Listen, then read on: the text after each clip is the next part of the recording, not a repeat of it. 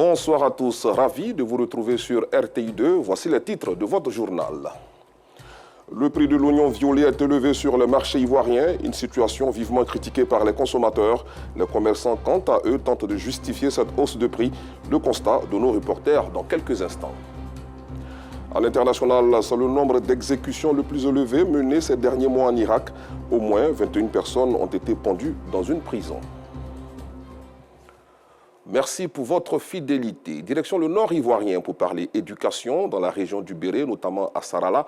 La mutuelle de développement a offert un bâtiment de 3 classes au village de Bamarasso et une aire de jeu destinée au sport de main au lycée moderne pour contribuer à la bonne marche de l'école dans la localité. Reportage Soro Corona. Un bâtiment de 3 salles de classe à Bamarasso et une aire de jeu destinée au sport de main au lycée moderne de Sarala.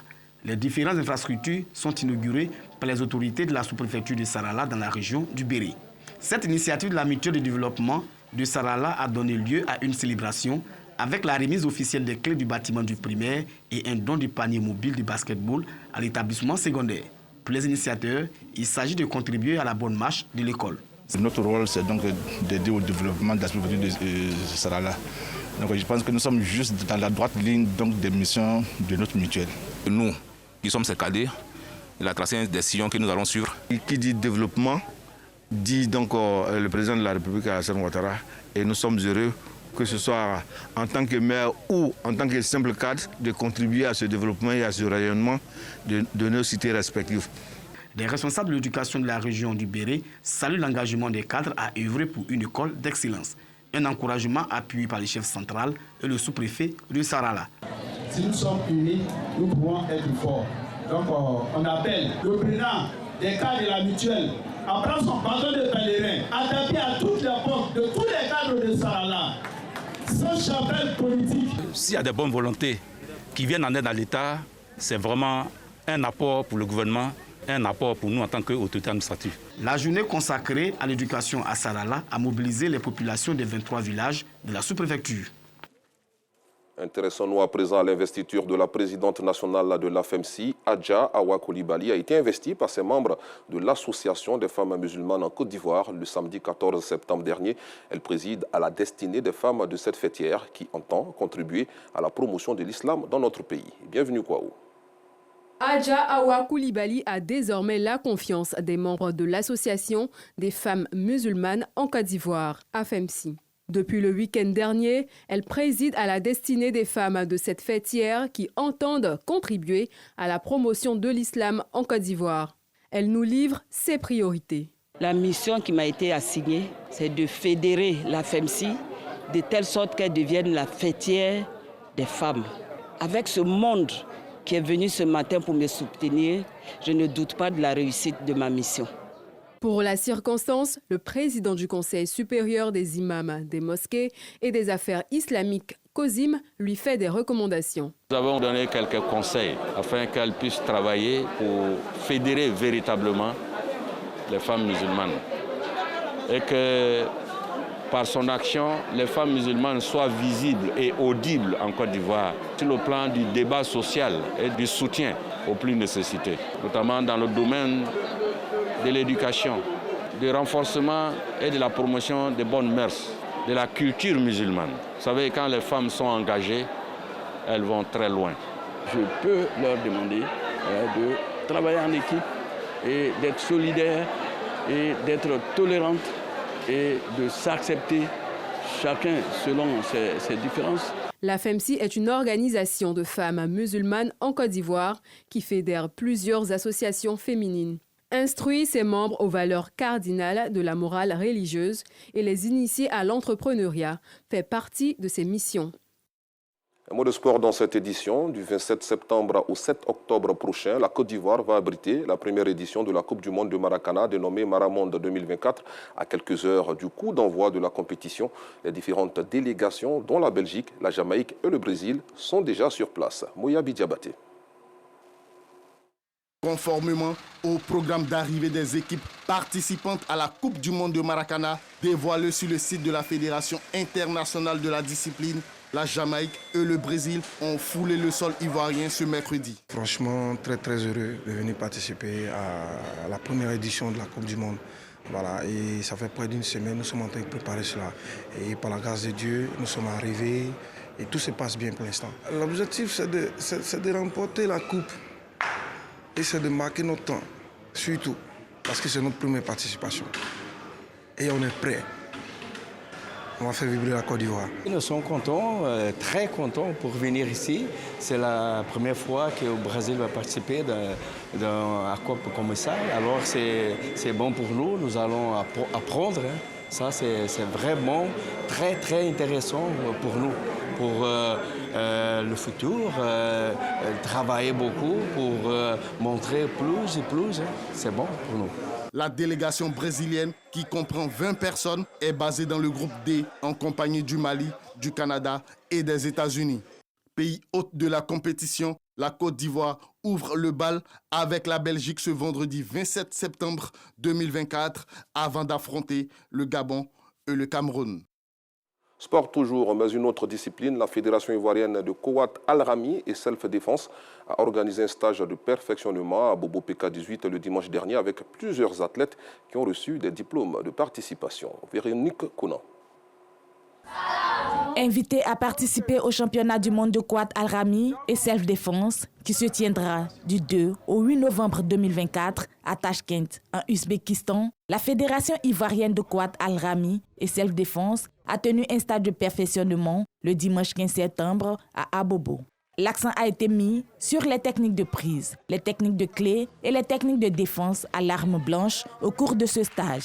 Après un bref texte, les participants issus des clubs d'Abidjan, de l'intérieur du pays et de d'autres styles de karaté ont été jugés aptes à participer à la future compétition internationale. Nous devons faire la promotion de ce sport de combat arabe, d'abord dans nos pays, et aller sur le plan international pour montrer que la Côte d'Ivoire aussi a des athlètes de haut niveau de ce style de sport de combat arabe. Le président de cette fédération a animé un stage au Palais des Sports le 7 de ce mois-là.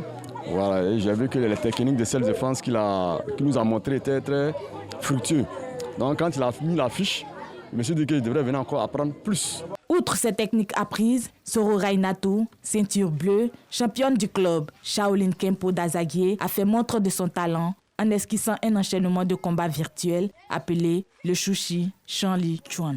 Plusieurs stages de perfectionnement sont annoncés dans les prochains mois, ainsi que la Coupe nationale qui se tiendra en novembre 2024. Dans la région du Béké pour parler de la première édition du FICA, et c'est avec Soro Corona. L'auberge des jeunes de Ngata Kouro de Boaké transformée en parc d'exposition des véhicules, de matériel agricole, de machines de production agro-industrielle, du textile et de l'artisanat. Nous sommes à la première édition de la foire industrielle, commerciale, agronomique et artisanale de Boaké, FICA. Un rendez-vous pour repositionner Boaké comme le deuxième pôle économique, commercial et artisanal du pays. Que Boaké a une histoire avec la foire et c'est ce que nous voulons renouer en mettant en place cette activité. Pour cette première édition, les exposants sont venus d'Abidjan et des pays limitrophes pour présenter les savoir-faire. Cette fois est la bienvenue pour nous parce que nous allons vraiment innover, motiver aussi nos amis artisans qui sont cachés dans leurs magasins à faire sortir leurs œuvres et les présenter au monde entier. Je demande aux populations de Boaké, ils ont qu'à venir visiter notre centre pour nous encourager. Il y a beaucoup d'articles que j'ai amenés même. Le pain, il y a le tremblant et puis il y a le coton aussi. Une conférence sur le thème Boaké, ville cosmopolite, carrefour d'échanges commerciaux, pilier d'un essor économique, industriel et culturel de la région du Béké. Pour présenter les potentialités de la capitale de la paix, est prononcée en ouverture de la FICA.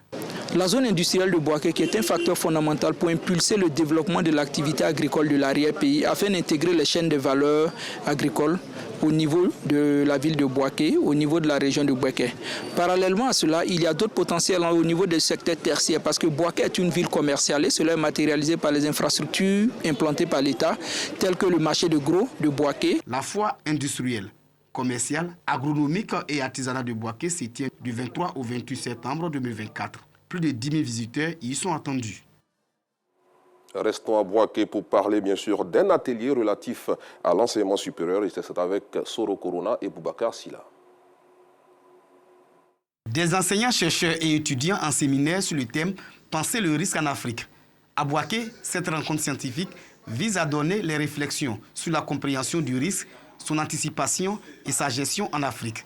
Une session de formation à l'initiative du laboratoire d'études politiques africaines et comparées, l'EPAC, du département des sciences politiques de l'université Alassane Ouattara. Vous avez les risques liés à la migration vers l'Europe. Vous avez le risque lié à la fragilité des États. Et donc vous avez plusieurs types de risques et plusieurs formes de risques qui sont interconnectés. Et il était important de s'arrêter, de réfléchir et dans une optique de proposer effectivement de nouveaux cadres d'analyse et qui puissent aider à comprendre effectivement ce phénomène de risque-là, à accompagner la politique publique dans la gestion et l'anticipation des risques. Était présent à la rencontre des experts en risque et sécurité venus de la Côte d'Ivoire et des pays étrangers. Une action appréciée par les participants et les responsables de l'université Alassane Ouattara. C'est une thématique qui est plus qu'importante. Il est bon de le penser, de le considérer, de le prendre en compte pour l'éviter au maximum. On ne peut éviter le risque, mais il y a des mécanismes à adapter en fonction de l'évolution de la société pour prévenir ou amoindrir le risque. La science politique dans une Afrique en mouvement, un sous-thème débattu au cours de cette activité.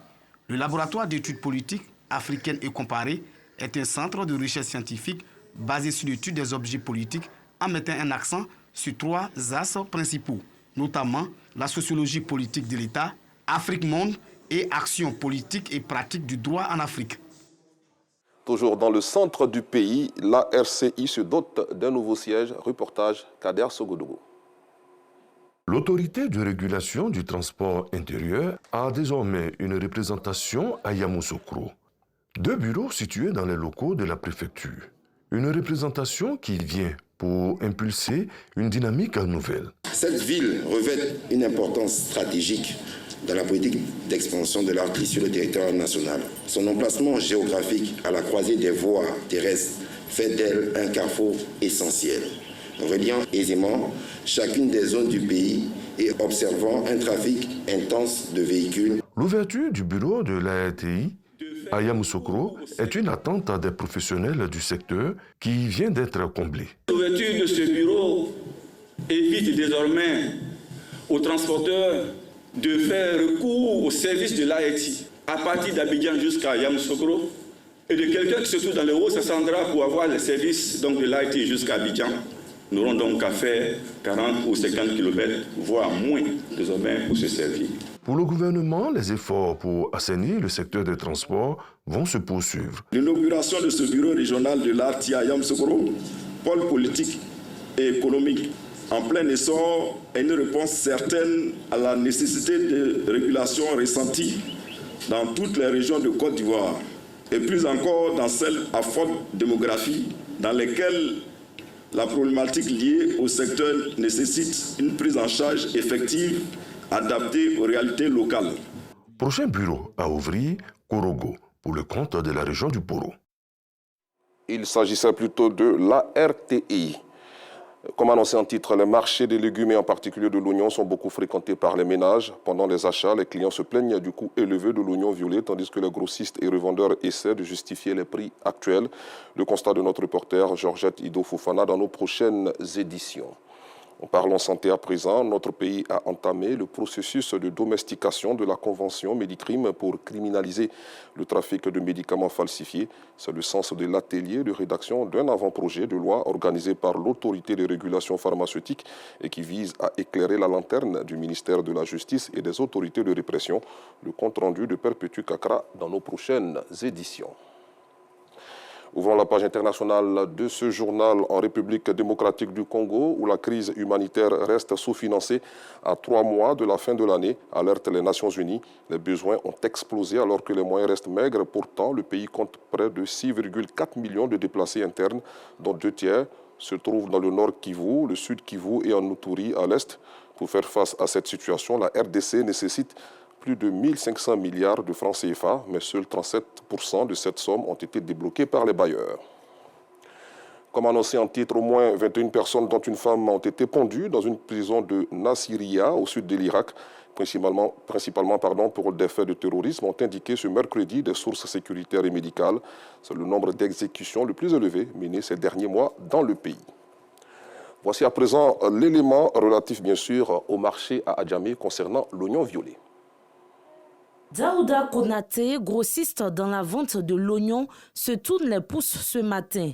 Aucun client en vue. Son stock d'oignons est presque intact depuis quelques jours. Selon lui, l'inflation serait la cause de cette mévente. Gros sac là, 50 000, 60 000, il y a 55 000. Mais aujourd'hui, on a aussi 50 000, ça ne sort pas. Ceux qui viennent prendre comme 10 sacs, 20 sacs aujourd'hui, ils viennent prendre 2 sacs, 3 sacs. L'oignon est une plante protagère qui entre dans la préparation de plusieurs mets. Blandine est venue s'approvisionner. Elle utilise l'oignon dans pratiquement toutes les sauces qu'elle cuisine. La hausse du prix du kilogramme de l'oignon a des conséquences sur son budget. Je vais payer un peu d'oignon pour aller compléter un peu à la maison. Je savais dans le marché, le prix de l'oignon m'a traversé. Il me dit l'oignon, le kilo à 650, un peu gros, les petits à 650. Et le cas diminuer, Dieu ne peut pas diminuer l'oignon. Le sac d'oignon coûte à 65 000. À présent, on peut un peu sur le marché. La rentrée, je suis arrivé ici, on doit payer les cahiers des élèves. À la rentrée, le marché nous coûte cher. Sia, la vendeuse, tente de justifier la hausse du kilogramme de l'oignon. Quand les clients viennent, ils se plaignent que c'est cher. Alors, ce n'est pas de notre faute, c'est le marché. Ça fait que les oignons qu'on vend là, ça ne sort plus. Avant, tu peux vendre 2, 3 sacs. Mais maintenant, même, tu vends une sac en 2 jours. Lucie, vendeuse de légumes, préfère acheter les oignons blancs. Leur prix abordable explique son choix. Oignons violets, le prix est un peu élevé. Le sac est monté jusqu'à 60 000. Oignons blancs, les petits sacs font 25 kilos. C'est ce qui coûte 8 000, 7 500. Donc on préfère prendre le blanc, au moins là le prix est abordable. Depuis le début de l'année, le prix du kilogramme de l'oignon a connu une hausse. Grossistes et détaillants n'ont qu'une fine marge pour leur vente. Selon eux, les clients, eux, ne sont pas bien lotis non plus et subissent, comme toujours, cette situation. Je rappelle que c'est un élément commenté par Georgette Ido Fofana. Et puis on peut le dire, cette dynamique de prix variés oscillant entre stabilité, hausse et baisse souligne la complexité du marché alimentaire en Côte d'Ivoire. Fin de cette édition. Merci de l'avoir suivi. Bonne soirée sur RTI2.